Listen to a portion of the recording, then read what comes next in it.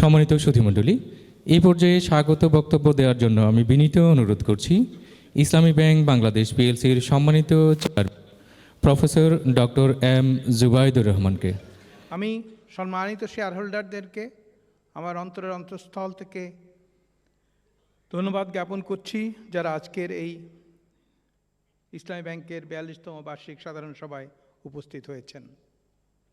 আপনারা জানেন যে 2024 সাল ছিল একটি অস্বাভাবিক সময়, এবং 2024 সালে আমাদের দেশ যেরকম একটা তালমাতাল অবস্থার মধ্যে থেকে যাচ্ছিল, আমরাও আমাদের এই ব্যাংক তা থেকে বাইরে ছিল না। আমরা অনেক চ্যালেঞ্জের সম্মুখীন হয়েছিলাম, কিন্তু আল্লাহর রহমতে আমরা এগুলো সব পিছনে ফেলে সামনের দিকে এগিয়ে যাওয়ার ব্যবস্থা করতে পেরেছি। অনলি একমাত্র এই কারণে যে আমাদের এই ইসলামী ব্যাংকের উপরে আস্থা রয়েছে এর 2.5 কোটি গ্রাহক এবং সাধারণ মানুষের। আস্থা ছাড়া কোনো ব্যাংকিং ব্যবস্থা চলতে পারে না, এবং বাংলাদেশে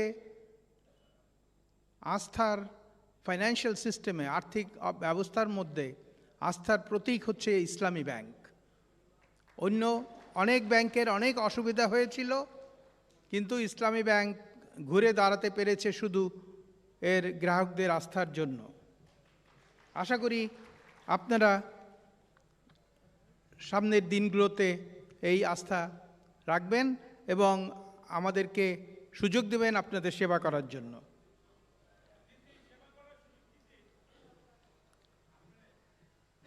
এই ব্যাংক 2024 সালে যে অবস্থায় পড়েছিল,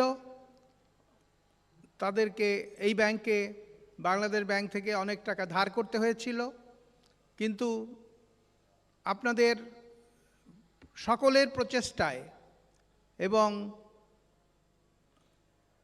আমাদের ইসলামী ব্যাংকের যত কর্মী বাহিনী রয়েছেন তাদের আপ্রাণ চেষ্টায় ব্যাংক ঘুরে দাঁড়িয়েছিল এবং যত টাকা ধার করেছিল বাংলাদেশ ব্যাংক থেকে সব টাকা ফেরত দিতে সক্ষম হয়েছে।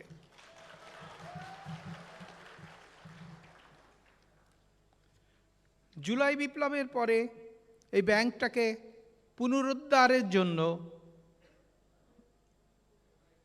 বাংলাদেশ ব্যাংক থেকে আমাদেরকে এখানে নিয়োগ দেওয়া হয়। আমরা যারা বোর্ড অফ ডিরেক্টরসের সদস্য, আমরা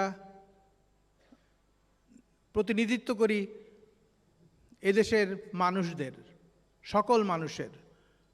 কেননা এই দেশের সরকারের প্রতিনিধি হিসাবে আমরা বাংলাদেশ ব্যাংক কর্তৃক নিয়োজিত হয়েছি টু প্রোটেক্ট পাবলিক ইন্টারেস্ট, জনস্বার্থ প্রোটেক্ট করার জন্য। একটা ব্যাংক প্রতিষ্ঠা করে মালিকরা, কিন্তু ব্যাংকটাকে টিকিয়ে রাখে সাধারণ মানুষ যারা ডিপোজিট করে টাকা। সুতরাং সবাই মিলে একত্রে চেষ্টা করলে একটা ব্যাংক উপরে উঠতে পারে। বাংলাদেশে এখন যখন একটা পর একটা ব্যাংকের খারাপ অবস্থা শোনা যাচ্ছে, তখন আমাদের সম্পর্কে ভালো অবস্থা শোনা যায়। কেন শোনা যায়? এখানকার যারা কাজ করছেন তারা আপ্রাণ চেষ্টা করছেন। এখানে যারা বোর্ড অফ ডিরেক্টরসে বাংলাদেশ ব্যাংক কর্তৃক নিয়োজিত রয়েছেন, তারা অত্যন্ত খাটাখাটনি করছেন যাতে গুড গভর্নেন্স, ভালো গভর্নেন্স সিস্টেম প্রতিষ্ঠা করা যেতে পারে। কেননা একটা ব্যাংকের যখন ডিপোজিটাররা টাকা রাখে, যখন অন্যান্য পার্টনাররা এর সাথে সম্পর্ক সৃষ্টি করে, তারা যে জিনিসটা দেখে সেটা হচ্ছে গিয়ে গুড গভর্নেন্স সিস্টেম আছে কি নেই। আমরা আল্লাহর রহমতে সেই সিস্টেমটাকে প্রতিষ্ঠা করতে, যেটা অনেক আগে ছিল, এখানে প্রথম দিকে ছিল, সেই সিস্টেমটাকে আমরা প্রতিষ্ঠা করতে চেষ্টা করছি এবং ইনশাল্লাহ আমরা প্রতিজ্ঞা করতে পারি যে অচিরেই আপনারা আরও বেশি উন্নতি এই ব্যাংকের দেখতে পাবেন। আমি আবার গ্রাহক ও আমানতকারীদের প্রতি কৃতজ্ঞতা জানাচ্ছি আমাদের উপর আস্থা রাখার জন্য, শেয়ার হোল্ডার বৃন্দকে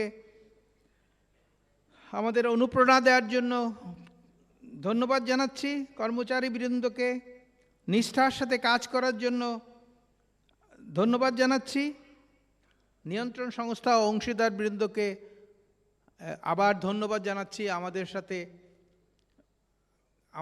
উপরে আস্থা রাখার জন্য এবং আমাদেরকে যথাযথভাবে গাইড করার জন্য, যাতে আমরা নিয়ম কানুন মেনে চলতে থাকি।